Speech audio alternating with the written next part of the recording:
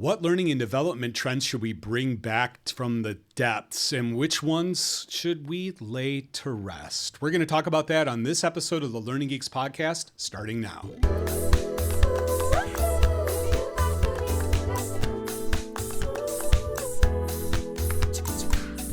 Hello, boys. Hello. Bob, Jake, good to see you both. Good to see you. I am still a little jet lagged, I have to admit. I am freshly back from Japan as of a couple of days ago. You couldn't tell what were you doing there? Where from looking at the video monitor, if you're watching it, you can't tell that I was in Japan for a Star Wars thing. But yeah, had an amazing time. I do want to share with all of our guests that the prediction that I made about what was going to happen on our last Learning Geeks podcast actually 100% came true. So they did announce the next movie after The Mandalorian and Grogu that comes out Memorial Day of 2026. The next movie will be called Star Wars Starfighter, and it will star Ryan Gosling, and that will be out Memorial Day of 2027. Are there any details on that one? No, just the title. Okay, I didn't get anything. I didn't know if I missed it. Okay, just the title. We did get a little bit more detail about the Mandalorian and Grogu movie. The most interesting thing here is Sigourney Weaver is in it, and she was there. So I was in the same room as her for a few minutes, but she actually plays like an X-Wing pilot, and she's the one who hires the Mandalorian and Grogu for their mission. And we know it involves Rada the Hutt, who is Jabba the Hutt's son, and it will be Jeremy Allen White from The Bear, who is playing Rada the Hutt. Oh, that's right. I did see that. Yes. Yeah. So you don't look super exhausted, but I can imagine you are. I came back from a trip too. I was just at Home Depot and I was hanging out with Clyde in the mulch department. Yeah? What did you learn It about was Star exhausting. Wars there? Yeah. I just was hanging out with third graders for That's exhausting. 4 hours at a field trip. Oh, yeah, field trip. Where was the field trip? It was at a local forest reserve. Okay. There is a small little island, actually, which I didn't even know it exists, but it's a small island that's just surrounded by some of the rivers over here in Romeoville. But it is there was a museum there that it was a Native American museum. So they talk about like that time. It was the time period more in the 1600s when English settlers came over but mainly specifically focused on the French part. So because the British part was all on the east side of the East Coast, and it was more of French settlement. So the combination of trade and everything else.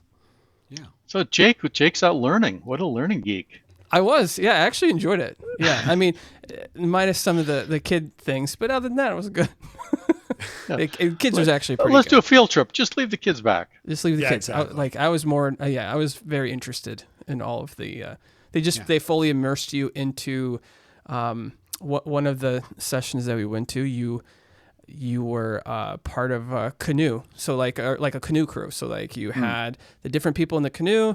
Everybody had their own jobs, and then they explained the history of really the trade between parts of Illinois to parts of people in what is now Canada. So it's pretty interesting. Or New Canada, that's what they called it. Wow. So were you actually in a canoe in the water with a bunch of little kids? No. Oh, okay. But I thought it was like Davy Crockett's canoes at Disneyland or something that you actually They did kind of do a little bit of a corporate trust exercise. So they had a canoe outside, and the kids all had to go around it and pick it up. So of course there's kids in the back that are putting it all the way up above their head, and then there's the other kids that are getting all the weight in the front, and the instructor was yelling at everybody to, put it down. But it did remind me of that corporate trust exercise where even adults can't get it right. Right. Oh, that's amazing. Amazing. Well, should we dive into it for today? Because, Let's do it. It's just the three of us, and Dana reminded me via text that it was my responsibility to come up with the topic. And then fortuitously, we went to a panel at Star Wars Celebration called Ahsoka and the Underworld. and it was led by a guy named John Butcher, who is the executive director of the Joseph Campbell Foundation, and a woman, Marie Claire, and I can't remember her last name. I'm really sorry if you listen to this, but she runs the What's the Force podcast, which is very focused on the mythology of Star Wars. Really smart people. You know, I know they're friends with Dan Zier, who we've talked to from Coffee with Kenobi. Really into the mythology of it. But they went through the whole series of Ahsoka and focused a lot on the, Greek underworld nature of it and kind of the world between worlds. And I won't get too Star Wars geeky. We'll save that for my Star Wars podcast. Short for and a what's that Stormtrooper. podcast? It's called Short for a Stormtrooper, 15 minutes. And I recruited John. He's going to be a guest. So that's coming cool. pretty soon. Yeah. But there's a whole sequence, where she's kind of in the world between worlds, which really is like going down into the underworld, and she runs into Anakin, who, is dead. And, does she die? Does she come back to life? It got me thinking about dying and coming back to life. Also, it was Easter. That might have had something to do with it too. But anyway, it made me think way back when we started this podcast, we would do a regular feature called RIP, where it was what were the trends in L&D that we thought should be laid to rest for good. I know we had gamification in there. I forget what other ones we had. And I thought it might be fun to revisit that because we haven't done that for a while. But also in the spirit of what happens in Ahsoka and in Greek mythology and the hero's journey of going into the underworld but then coming out of it, what are things that have kind of died away that we would like to bring back again? So I thought we could each go around and share one thing that we want to lay to rest and then one thing that we want to bring back. That sounds Sound good. And we'll try to do that in, about the next 29 minutes or so. Sounds great. 2 or 3 minutes 20, each. 28. Okay. Something like that. So I can start, if you'd like, with what I would like to lay to rest. And this one is a little bit more conceptual. It's not just like something that I wish that we would stop doing in L&D, but it's more something in the world that is out there that I wish the world would put to rest, and anything that we can do to make it happen would be great. And that is people feeling like when they miss a question on a quiz or a knowledge assessment or whatever it is that you want to call it, that is bad, that is badness, that is a red mark, that is points away, because we know how well you learn from failure and from, expectation failure and all of that kind of stuff. And there's nothing like that moment when you are absolutely sure of an answer to a quiz question and then you get it wrong. That locks that in your head almost forever. And so I want to normalize getting questions wrong on quizzes. That's really what I'm trying to say. That's really what I'm trying to say. And I think this really came up for me in terms of Duolingo. So, I've been doing Duolingo to learn Japanese, getting ready for this trip. And it did come in useful. I was able to make some things out and communicate with some people in Japanese, and that was good. But they do a pretty good job of, throwing quiz questions at you that you've never heard before. You just have to guess or try to reason something out from context clues. And if you get it right, okay. But if you get it wrong and you learn what the answer is, I find that I remember it a lot more. And I know that there's all sorts of learning sciences around that. So I would love to think of, is there some way that we can more normalize the idea that quizzes are tools for learning? They're not always just tools for assessment, and make it okay for people to get something wrong and not feel like you're a failure if you get something wrong on a quiz. Well, and I've mentioned this on the podcast before, but I really like the idea of relabeling, right? So instead of calling it a quiz or a test, call it retrieval practice. Retrieval practice, yeah, right? I like that. And there's so much with just calling it something different. If kids actually buy into it, I'm just practicing recalling this. Yeah. That's at least the start of a mindset shift. Yeah. Yeah, because that's going to be mine. I have thought about this a lot too, and I think of whose ownership is this? Yeah. Like, whose job is it to change? And even if we did the retrieval practice, we called it that. Yeah. Is It still looks like a quiz, right? It still looks like a quiz, but also, is it really hard to remove, even if you're a parent or someone who was a kid or whatever, you grew up in a household that really pushed you're trying, it's okay to fail. You say all those good things. Is it also just human nature to hate the fact when you get something wrong? I think it is. I don't know, sure. right? I'm just asking that because that's something I do always wonder about. Yeah. Yeah, I do wonder. And, I've heard of some experiments with schools like where you don't get grades, and those stories never turn out to have happy endings. Are you picking on my school? Why did you not get? We had grades. You had grades? Okay. Yeah. No, I was remembering a friend of a friend who was a high school teacher at Celebration, remember, which was the town that Disney built. And when they first built it, it was almost going to be like the original vision of Epcot, like future society. And the school there didn't have any grades. And it seemed to be great until the first class of graduating seniors were trying to apply for colleges, and they didn't have grade point averages to share, and they couldn't get into any schools. So yeah, it would be a big thing, and whatever. So maybe it's just a dream, but that would be no. But I think that there are still techniques that the individual can still do, even when you get that initial feel of, oh God, I'm a failure. How do you quickly reframe it? Yeah.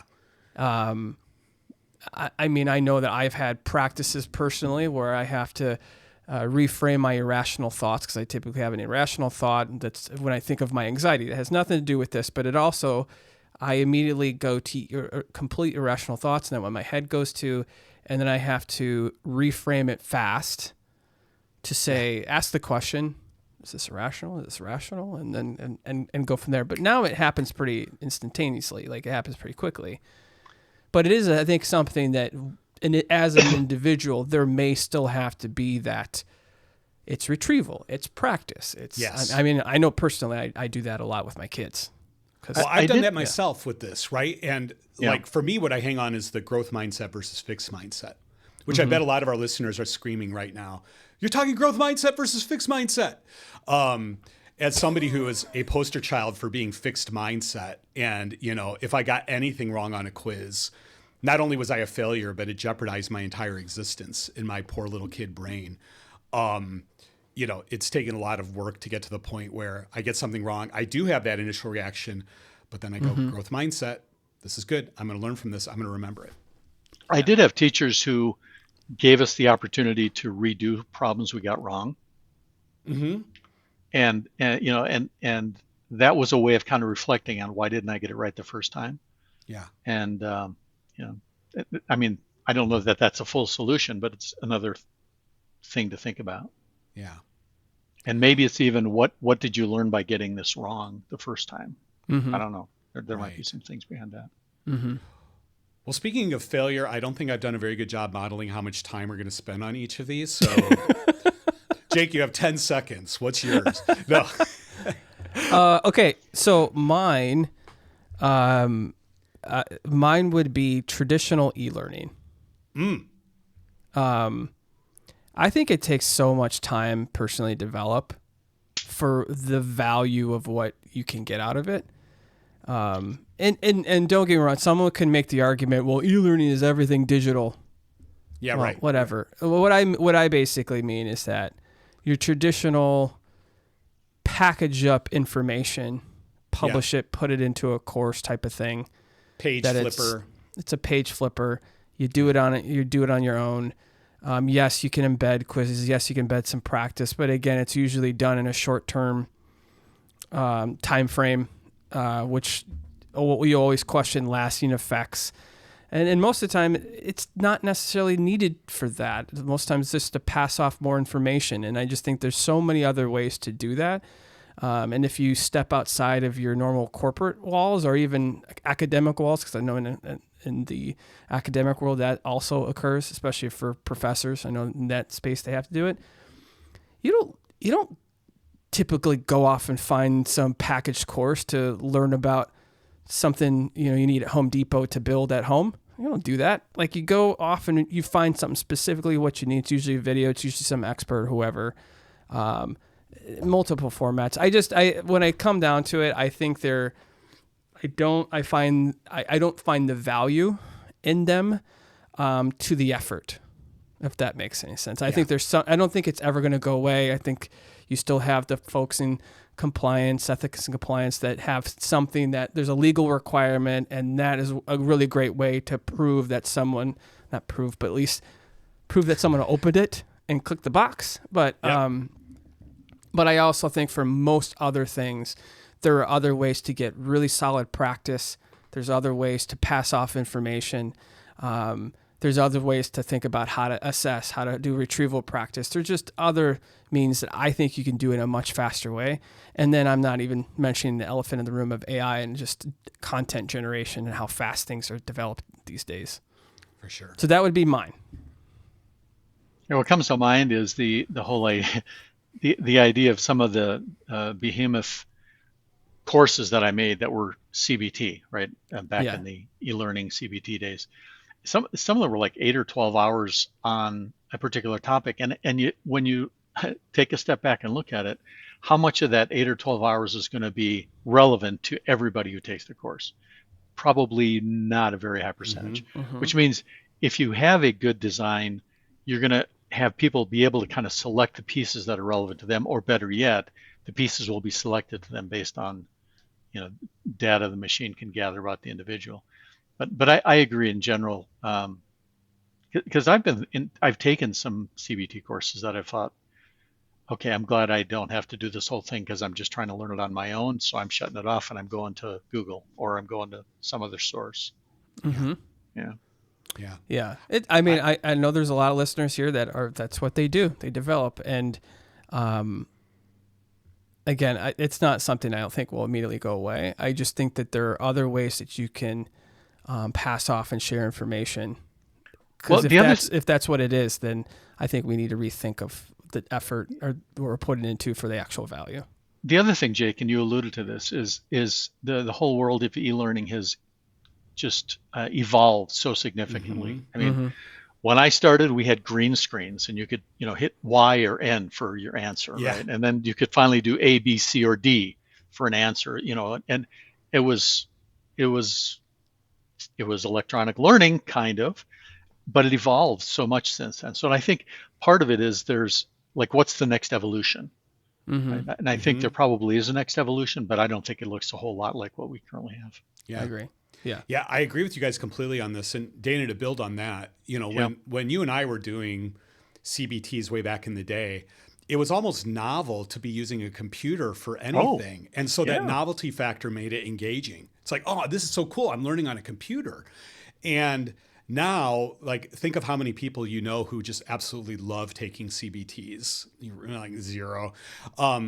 It makes me think of when we were experimenting with virtual reality learning, and we were asking ourselves the question, like, people seem to be loving this, but when the novelty wears off, is it really going to be that engaging? Is it really value add? And we learned pretty quickly, once the novelty wore off, it was pretty heavy having this giant computer clamped to your forehead to try to learn, and people didn't really like it.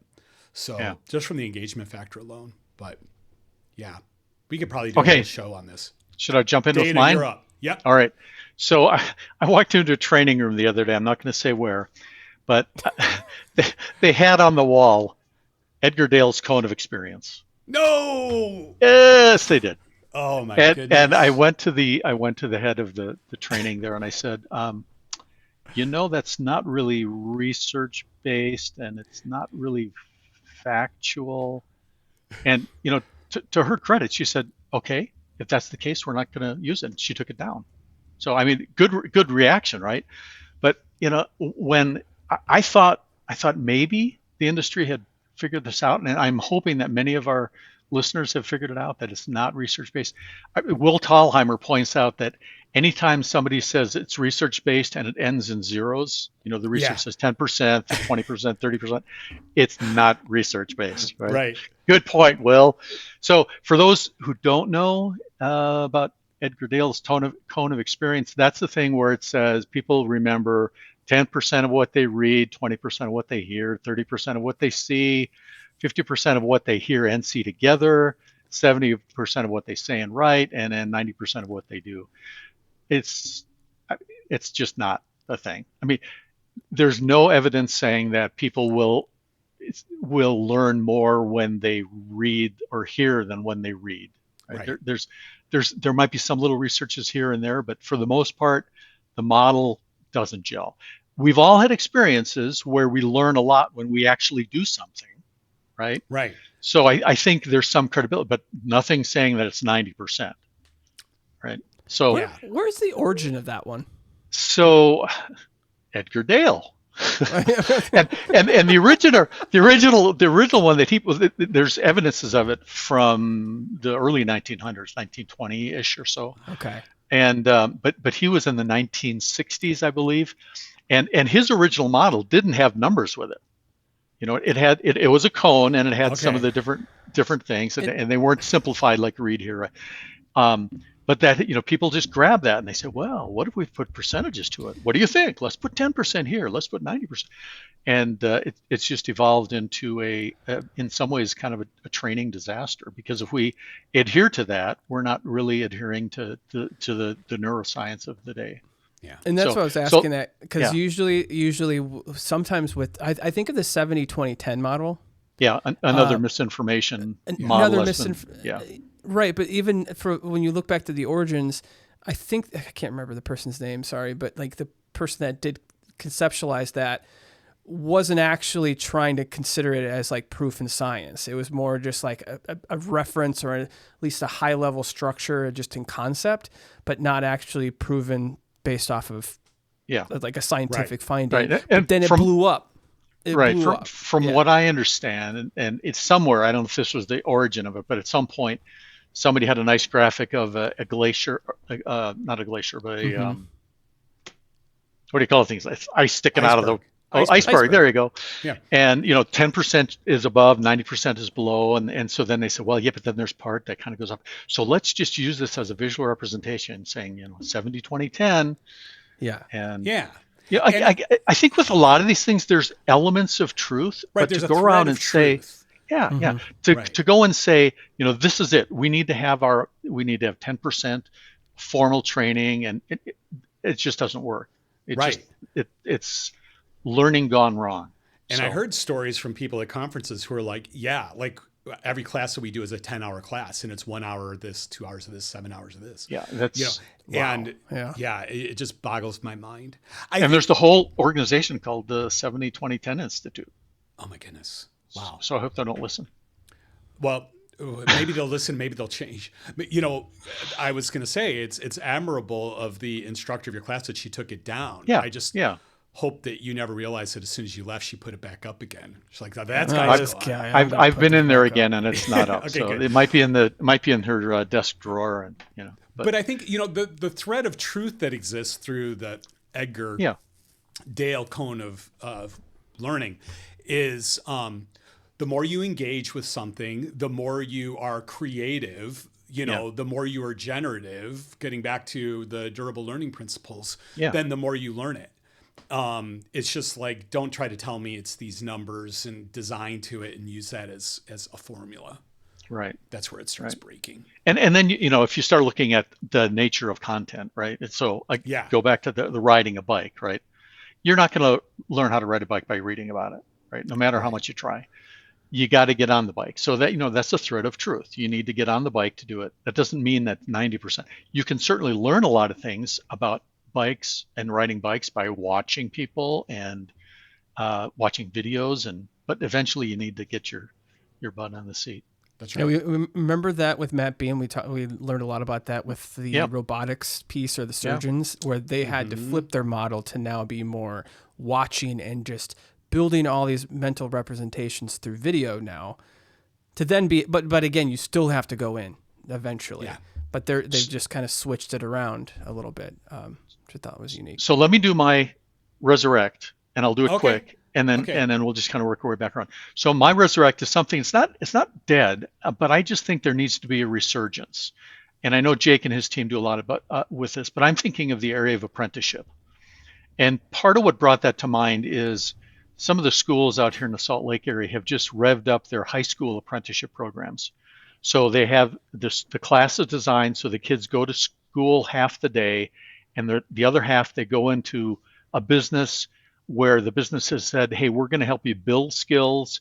You're going to get paid for it while you're doing it. And if it all works out, then you'll either have a job here or you'll have the skills that you can use somewhere else. And so they're putting a lot of effort into this. And in addition to that, there's also a high need out here for construction workers. Building is going like crazy. They're putting up lots and lots of houses, lots of businesses the economy out here is booming. So they are short of tradesmen. And part of the way you get, people who can do the stuff is by using an apprenticeship program. So, there's the cognitive apprenticeship stuff that Jake and his team work with. But overall, I think there needs to be a resurgence of apprenticeships because it is a good way to learn. Because 90% of what you do, you learn. Absolutely.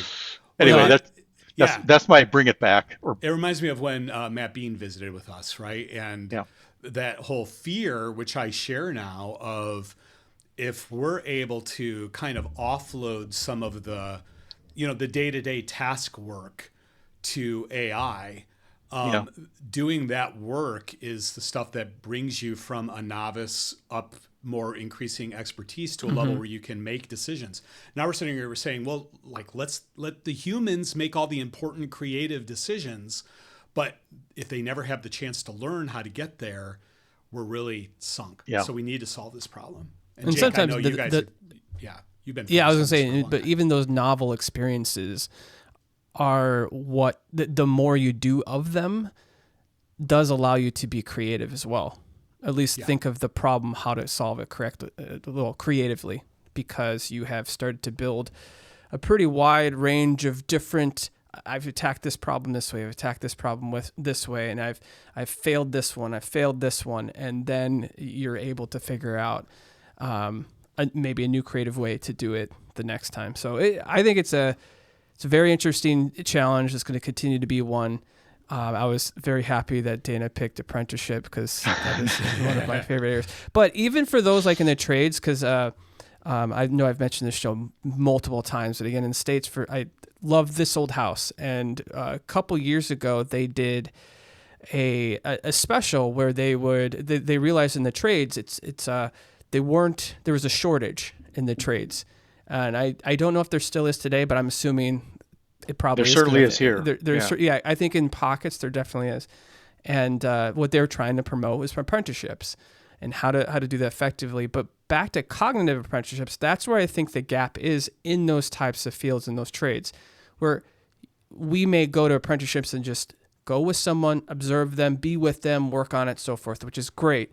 But then when that expert starts to be able to articulate, like, why am I doing it this specific way? Why am I using my speed square to cut X on this specific, like really explain, like that's the next level that I don't think in general everyday apprenticeships always happens. And I think that's going to be a big advancement in that. I think that's a good point, because I mean, how many times have we worked with content experts who don't know what everybody else doesn't know about what they do, right? And they're talking at the high level, again, going back to Matt Bean, without filling in the gaps. They're just, you might not even know what a T-square is, or whatever the thing is you just mentioned, Jake. Speed square. Speed square. Yeah. Maybe you don't even know what that is. And yes, if I was 20 years ago, I'd probably be out there in Utah. You know what? This would be my profession now. Building. A designer just of things made out of wood and cement. Yeah. All right, Bob, do you want to go yours? Because I think yours and I, we have a piggyback on each other. We picked.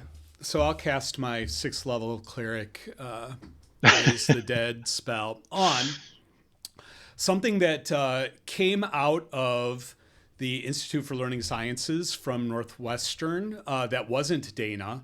And I don't know how much you actually worked on this kind of stuff when you were there. Goal-based scenarios? Goal-based scenarios. We did a lot, but we did Yeah. computer-focused ones. Okay, yeah. Yeah. So what I'm talking about that I would love to raise back from the dead is this style of course, goal-based scenarios. And what we would do at Accenture is we would bring teams in, and these were like, I would say, mid-level leaders who, kind of high potential. So you would put somebody in here who was on the partner track back in the day when we were a partnership. And you would bring them in, you would put them on a team of like 5 people, and you would say on Monday morning, here's the scenario, this is the client, here's the big binder of everything we know about the client. Your job is to figure out the answers to all of their problems, pitch them a solution on Friday.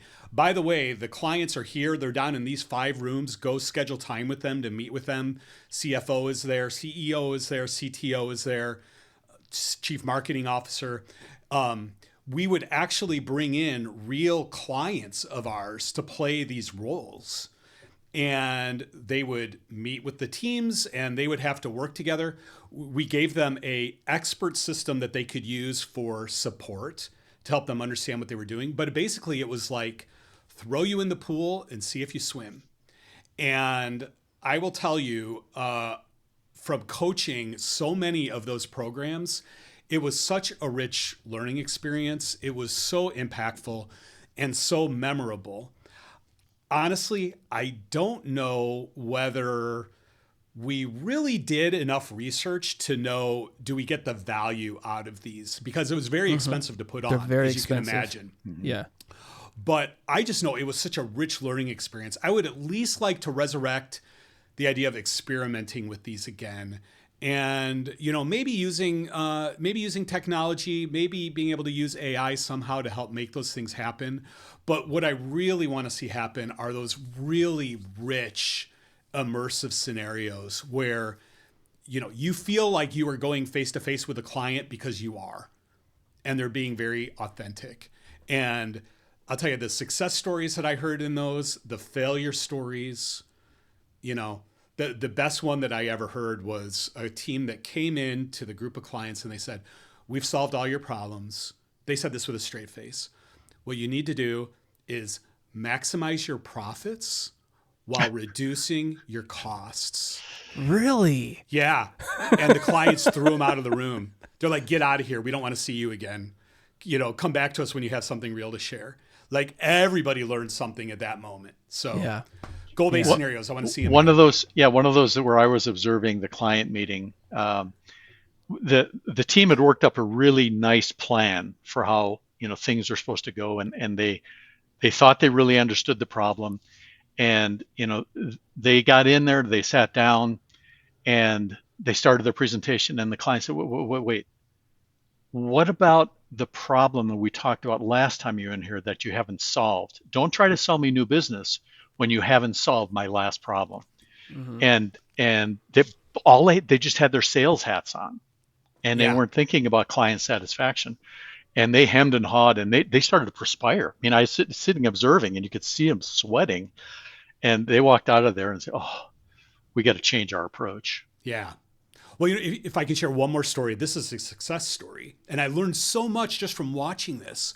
Was usually teams would come in for their final presentation, and it would be like your typical sales pitch, like, we're from Accenture. We're so great. Here's all our stats. These are all of our numbers. Here's the parade of logos of clients who've worked with us and all this kind of stuff before they get into anything. And, the clients are just like, yeah.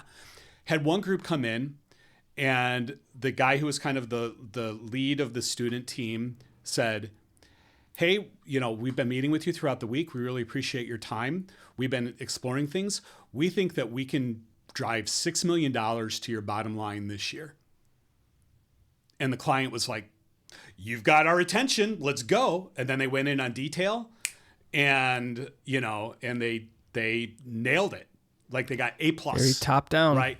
It was very top down. And, it was, again, back to one of my soapboxes is, when you're selling something, remember it's the client who's the hero, not you who are the hero. Mm-hmm. That's really where I learned that. was from that one experience. So, yeah. So that's mine. And Jake, you have kind of a build on that, right? I mean, Bob, that's actually was mine. I mean, okay. So I spoiled it. Sorry. Well, the only thing is like I never called it goal-based scenarios. Maybe that's just what I always just called it simulation. Like it's a simulation, but again, it's designed that same way. You have a specific goal and that you're going through, and the reason why very similar to Bob, I like to you, Bob. I think. From one, we used to have the motto of design a sweaty palm moment. Yeah. Like, these are the moments that they should feel like they have sweaty palms. And because we're introducing, we're challenging the heck out of them. We're pushing them. This is the safe space where they can do that. And in these specific cases, they were previous C-suite level people that we often worked with, who were the role players. Yeah. And I mean, it was tough. Again, I think if we step back, it was really expensive. That's one of the reasons why we didn't do it. But I think we have technology now that we can actually create more of that simulation piece to help with the story along, and then add in elements to create those more personal live moments that you can still have sweaty palm moments, but again, way less cost. Yeah. I just think it's fun, but at the same time, I think as a designer, this is some of my favorite stuff to build. Like I had a blast designing it. You got to be incredibly creative. Yeah. I mean, storytelling like no other. You got to create. I mean, I remember interjecting my family members' names into characters. I remember, I remember one time we've all done that type of thing, by the way, Jake. Yeah, right. I know we all have, but like I don't get to do it as much anymore. But when I remember trying to simulate someone who was working with someone virtually. Again, this is 2008, 9, and Zoom wasn't a thing. We still had Skype, we had all that, but most of the interaction was either done through phone, which again, same thing, but a lot of it was face to face. So we built we just took a dividing wall and we had the person sit behind it where they couldn't see. So we were simulating what it's like to not have the physical like the cues of an individual and their physical cues of the individual. And we instructed that person to be distracted because of the different time zone. And it was late for them. And we had the person simulate they had to go get milk for their family. Like that was something they had to do before they left. And it was really late. And it caused this frustration between both parties, not only because of the barrier, but because of both sides were clearly in different mental spaces. And I remember vividly, one of the teams went off, got so mad. And did they want milk? Well, because they thought the person was too distracted. So we shut it down and like, that's it. This is the moment to talk about it. They were treating the other person in a complete opposite behavior than what we wanted to. And it was a huge lesson moment. I remember that specific feedback session, and it was a great dialogue between it. But so again, the fact that we're recalling some of these stories as observers, it just shows, and what we learn from it is pretty crazy how impactful and memorable they were just as an observer, not someone that attended it. Yeah. You know what I'd love to do is I'd love to resurrect these things and then use all kinds of biosensing technology that we didn't have back then, right? Yes. Because if we could use some of Paul Zach's watch and the Oura Ring and some of the other things, and then we could even do some testing around, let's have one group eat whatever they want, right? Here's your buffalo wings or whatever. And then other people feed them nutritious meals. One group gets good sleep, the other group doesn't get good sleep. Anyway, it would be interesting to do that to see if we could also then start to teach them some of the implications of the wellness methods that could improve their ability to lead. Yeah. That's amazing. That was my big thing, Bob, of the question is how I would love to resurrect it, but in a way that, at least from my vantage point, I always have to think of scale. How do I do it at scale? How do I do it at an effective, valuable cost? But also really effective learning. Yep. And I think that's a great challenge. And so I think with today's technology, what we have at our disposal currently, I think we can resurrect it. I really do. Cool. Well, we are out of time. Oof, way out of time. It was too fun. This was really fun. So thank you for indulging me as I resurrected our RIP segment. Maybe we can come back to this. That would be great. I did like this version of it. Yeah. Yeah, cool. Anyway, it was great being with you guys today. Thank you for doing that, as always. Thank you to our listeners. And we'd be interested in hearing from you. Just ping us back on LinkedIn or whatever. What are some ideas that you would like to see laid to rest, or ideas that you would like to see brought back from the grave? That would be wonderful. In the meantime, stay tuned. We'll have another episode of the Learning Geeks podcast coming real soon. Until then, see you later. Bye-bye. Bye-bye. See you, everybody.